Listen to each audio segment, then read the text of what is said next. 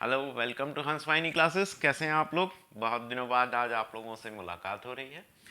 तो देखिए, आज का जो मेरा वीडियो है उसमें मैं सुप्रीम कोर्ट, हाई कोर्ट यानी न्यायालय के बारे में आप लोगों को कुछ चीज़ें बताने जा रहा हूँ।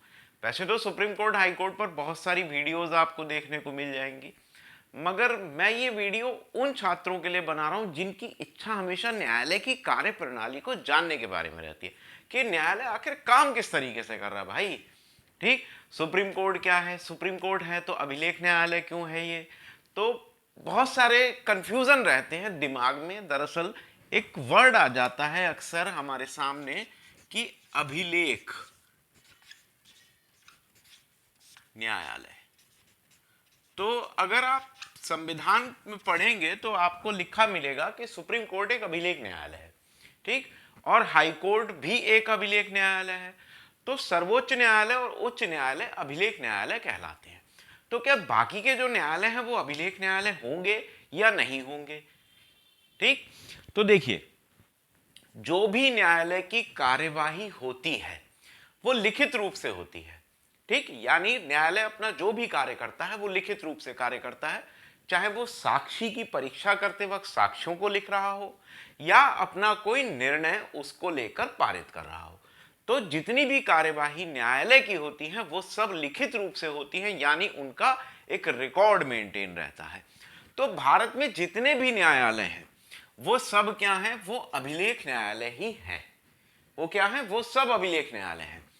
मगर अगर हम अभिलेख न्यायालय सुप्रीम कोर्ट का देखेंगे तो वहां परिभाषा में लिखा हुआ है कि सर्वोच्च न्यायालय एक अभिलेख न्यायालय होगा और इसकी कार्यवाहियां लिखित रूप से होंगी व अन्य न्यायालयों पर बाध्यकारी होंगी। ये पूरी डेफिनेशन है। मगर अभिलेख न्यायालय, हर न्यायालय को अभिलेख न्यायालय कहा जाएगा। अब यहां तक की बात हो गई कि प्रत्येक न्यायालय क्या हो जाएगा?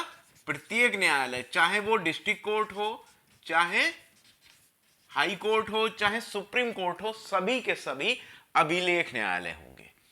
मगर अगर हम सुप्रीम कोर्ट की बात करें, यानी हम सर्वोच्च न्यायालय की बात करें या हम हाई कोर्ट की बात करें, तो परिभाषा यहां से पूरी होगी जो संविधान में दी गई है। क्या? कि सुप्रीम कोर्ट यानी सर्वोच्च न्यायालय एक अभिलेख न्यायालय होगा और इसकी कार्यवाहियां अन्य न्यायालयों पर, यानी इसके जो निर्णय हैं वो अन्य न्यायालयों पर बाध्यकारी होंगे। यानी सुप्रीम कोर्ट से नीचे के जो भी न्यायालय हैं वो इसके निर्णयों को मानेंगे। ठीक, तो ये हो गई अभिलेख न्यायालय कि अभिलेख न्यायालय क्या होता है। ठीक, तो प्रत्येक न्यायालय, चाहे आप डिस्ट्रिक्ट कोर्ट में भी खड़े हैं तो वो भी क्या है? एक अभिलेख न्यायालय है। मगर उसकी कार्यवाही किसी अन्य न्यायालय पर बाध्यकारी, यानी वो जो निर्णय देगा वो कोई अन्य न्यायालय उसको मानने के लिए बाध्य नहीं होगा।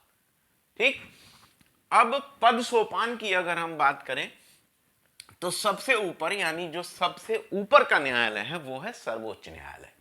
उसके बाद उससे नीचे आ जाइए तो हाई कोर्ट, यानी कि राज्य में होगा। ठीक, प्रत्येक राज्य के लिए उसका एक उच्च न्यायालय होगा। एक उच्च न्यायालय दो या दो से अधिक राज्यों में भी हो सकता है। ये सारी चीजें आपको इंटरनेट पे सर्च करने पर मिल जाएंगी, मगर जो चीजें मैं आपको बता रहा हूं वो इंटरनेट पे आपको आसानी से उपलब्ध नहीं हो सकती। ठीक, तो राज्य में होगा क्या? उच्च न्यायालय। अब उसके बाद जिला स्तर पर होंगे, जिला स्तर पर क्या होंगे? जिला न्यायालय होंगे, जिला न्यायालय होंगे। ठीक, तो जिला न्यायालय किसके नियंत्रण में काम करेंगे? हाई कोर्ट के नियंत्रण में काम करेंगे। अब हाई कोर्ट ने कोई भी निर्णय अगर पारित कर दिया है, हाई कोर्ट का कोई भी निर्णय आ गया, तो ये निर्णय इन जिला न्यायालयों पर, यानी इस हाई कोर्ट के जितने भी न्यायालय हैं उन पर बाध्यकारी होगा। फर्ज कीजिए यूपी हाई कोर्ट का कोई निर्णय आ गया, तो वो यूपी में जितने भी जिला न्यायालय हैं, जिला स्तर पर जो न्यायालय हैं, उन पर वो निर्णय बाध्यकारी होगा।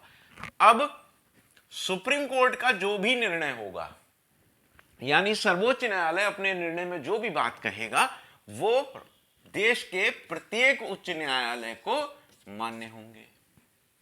ठीक, तो यहां से आपको पता चल गया कि अभिलेख न्यायालय क्या होता है। क्लियर है?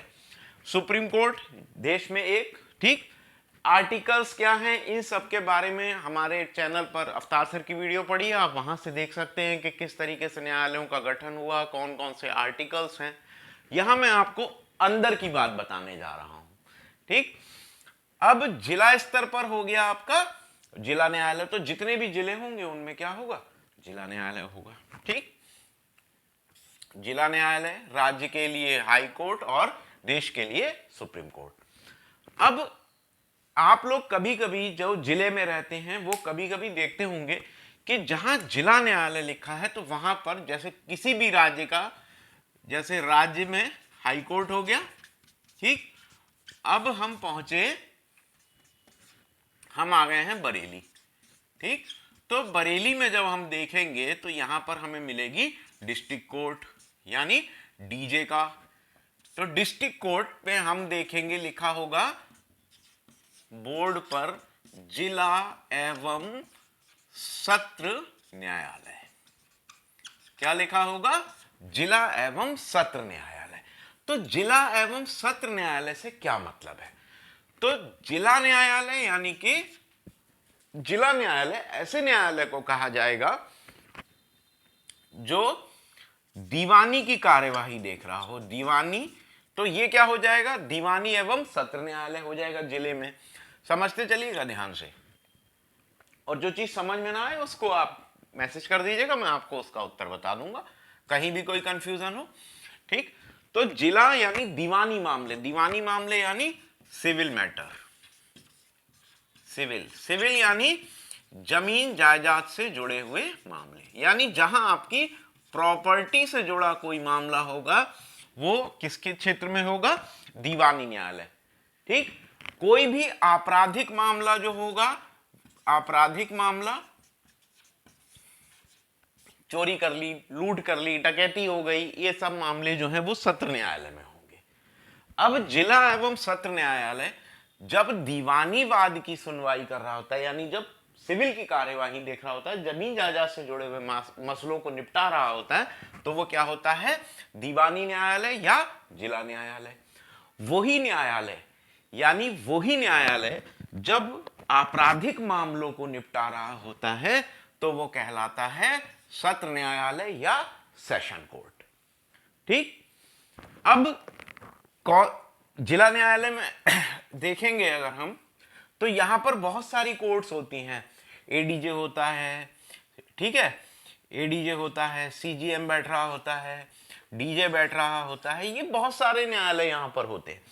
तो ये जो न्यायालय है कि हमें कौन से केस में या कौन से वाद में हमें कहां पर जाना है, इसका निर्धारण अगर दीवानी मामला है तो यानी सिविल का मैटर है, सिविल सूट है आपका, तो सिविल सूट में जो पैसा होगा यानी जो कीमत होगी वो आधार बनेगी। कीमत को आधार मानकर यह निर्धारित करा जाएगा कि आपका वाद किस न्यायालय में जाना चाहिए। ठीक, उसी तरीके से आपराधिक मामला है तो अपराध किस श्रेणी का है, यानी आपने चोरी करी है या आपने लूट करी है या आपने डकैती डाली है या आपने हत्या करी है, ये मैटर वहां पर जाकर निर्भर करेगा कि आपको किस न्यायालय में जाना है, कौन सा अपराध हुआ है या कौन सा अपराध किया गया है। ठीक, तो दीवानी मामले जो भी होंगे वो पैसे से आधारित होंगे, यानी सॉरी, जो भी कॉस्ट होगी उस संपत्ति की जिसके ऊपर विवाद है, उस संपत्ति की कीमत क्या है ये उस पर निर्भर करेगा। ठीक है, और जो सिविल न्यायालय सॉरी आपराधिक मामले होंगे वो अपराध की श्रेणी के ऊपर निर्भर करेंगे कि अपराध दरअसल में हुआ किस कैटेगरी का है। ठीक, अब किसी की हत्या हो गई या कहीं लूट हो गई या कहीं डकैती पड़ गई है, तो हत्या, लूट या डकैती कहीं हो गई या किसी की जमीन पर कब्जा हो गया, तो इन सब मामलों के लिए कोई भी व्यक्ति क्या सीधा सुप्रीम कोर्ट पहुंच जाएगा? नहीं, सुप्रीम कोर्ट के पास इतना टाइम नहीं है, या सीधे हाई कोर्ट पहुंच जाएगा तो नहीं पहुंचेगा। उसको क्या करना पड़ेगा, उसको एक क्रम से आना पड़ेगा। तो क्रम क्या होगा, जिला न्यायालय, उसके बाद वहां से अगर उसको इंसाफ नहीं मिलता है तो वो हाई कोर्ट आएगा, और हाई कोर्ट से भी अगर उसको इंसाफ नहीं मिलता है तो वो कहां आ जाएगा, वो अपने वाद को लेकर सुप्रीम कोर्ट यानी सर्वोच्च न्यायालय में आ जाएगा। ठीक, इतनी बात क्लियर है आप लोगों को? चलिए, अच्छी बात है अगर क्लियर है, और नहीं है तो दोबारा देख लीजिएगा वीडियो को, शायद क्लियर हो जाए, और तब भी क्लियर ना हो तो मैसेज कर दीजिएगा, मैं और ज्यादा डिटेल आपको इसके बारे में बता दूंगा। ठीक है, तो मैं ये नहीं कहूंगा यहां कि एक इसका स्क्रीनशॉट ले लीजिए, मगर थोड़ा सा एक बार ध्यान से इसको देख लीजिए।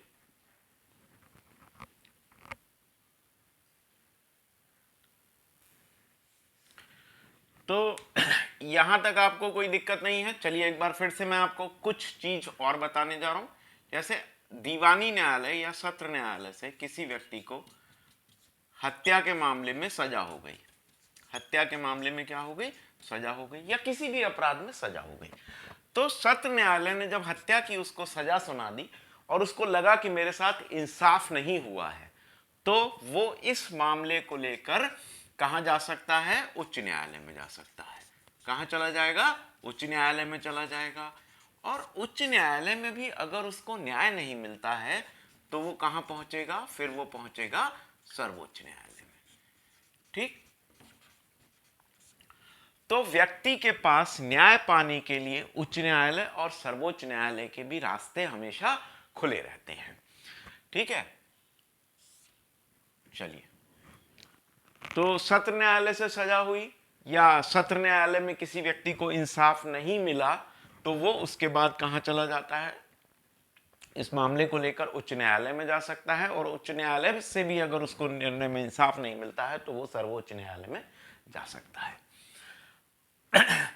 अब कुछ छात्रों के सामने ये समस्या आती है, या आम आदमी के सामने भी ये समस्या आती है कि यार सुप्रीम कोर्ट ने पहले इस मामले में ये निर्णय दिया था, अब उसने इसी मामले में ठीक अगला या उससे उलट निर्णय दे दिया है। ठीक है, तो देखिए सर्वोच्च न्यायालय में जो भी मामला जाता है वो ज्यादातर डिवीजन बेंच में जाता है।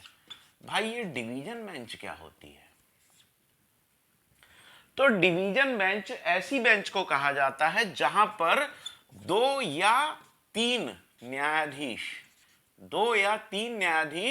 किसी मामले को देख रहे होते हैं, उसको समझ रहे होते हैं और उस पर अपना निर्णय देते हैं।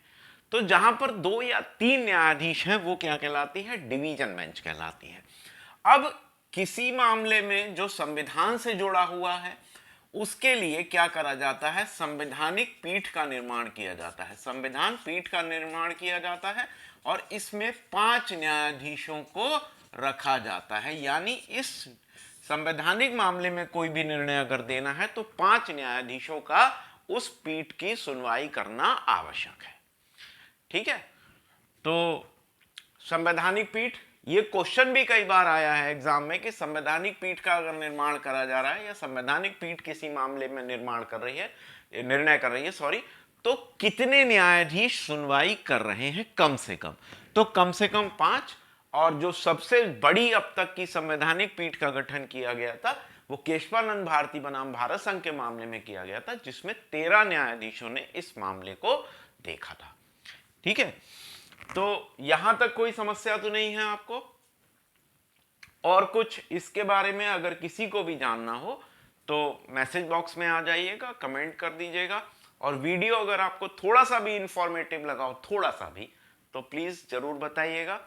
ठीक है, तो आज की वीडियो को यहीं समाप्त करते हैं। Thank you very much.